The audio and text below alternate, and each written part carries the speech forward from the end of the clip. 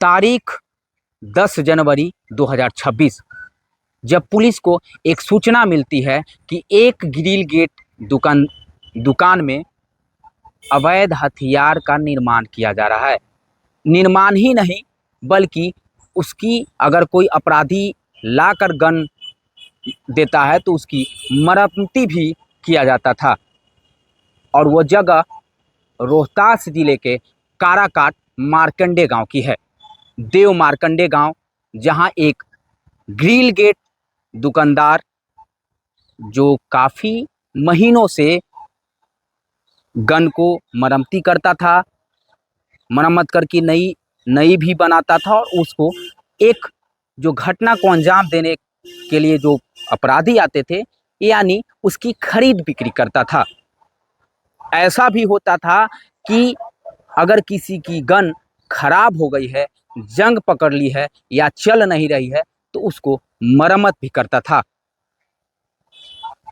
ऐसे 4 व्यक्ति थे जिन्होंने ये पूरे काम को अंजाम देता था। और ग्रिल गेट के दौरान जो है ग्रिल गेट के आड़ में जो है कि वो गन का खरीद बिक्री और ये करता था। लेकिन जब 10 जनवरी 2026 को पुलिस की इसकी भनक लगती है तो पुलिस इस मामले को लेकर तहकीकात यानी पूरा मामला समझता है और गुत्थी सुलझाने में वो दुकान में जाती है। और जब दुकान की छापेमारी की जाती है तो वहाँ से कई ऐसे देसी कट्टा कहें या उस औजार उस जो बनाने वाले होते हैं, लोहे का रड कहें, मैगजीन कहें, खोखा कहें, स्प्रिंग सहित अन्य सामग्री जो है कि पुलिस बरामद की है। साथ साथ रोहतास पुलिस ने 3 व्यक्तियों को गिरफ्तार भी किया है। 3 वैसे व्यक्ति जो इस मामले में पूर्ण तरीके से संलिप्त थी और उन्होंने संलिप्तता अपनी स्वीकार किया है। लेकिन सवाल ये कि क्या ये बिहार का एक रोहतास, ऐसा सुनने को कभी कभी मिलता था, लेकिन अब ये गन की खरीद बिक्री यानी मिनी फैक्ट्री कह दें तो कोई गलत नहीं होगा। और इस मामले में जो है कि एक जो मेन मास्टरमाइंड है वो पहले से एक जो है कि शराब में भी उसकी मामला है।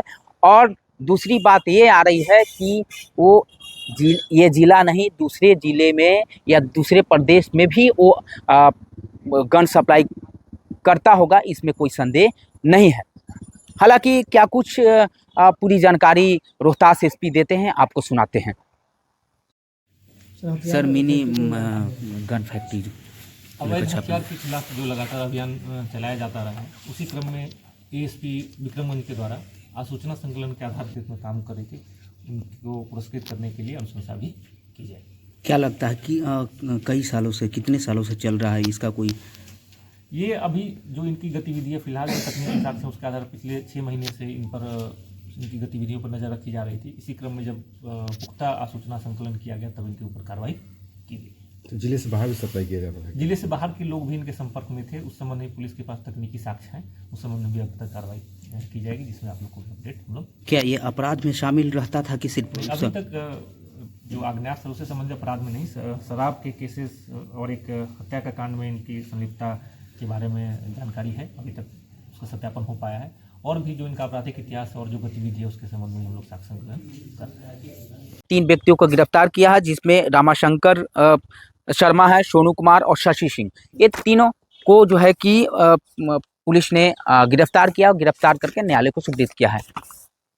ऐसे ही छोटी बड़ी खबरों के लिए आप बने रहे न्यूज़ पंच के साथ। तब तक दे इजाज़त, नमस्कार।